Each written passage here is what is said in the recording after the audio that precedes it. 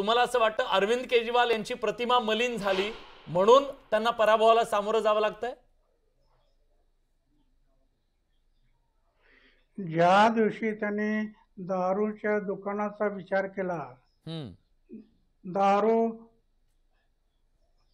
दारू ही वाईट असताना दारूला चांगलं म्हटलं आणि दारूचे दुकानं काढण्याचा विचार केला, त्याच वेळेला माझ्या मनातून ते डाऊन झाला.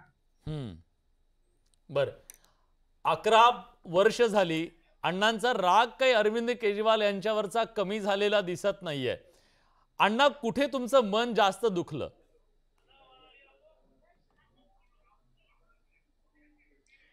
मी माझं जीवन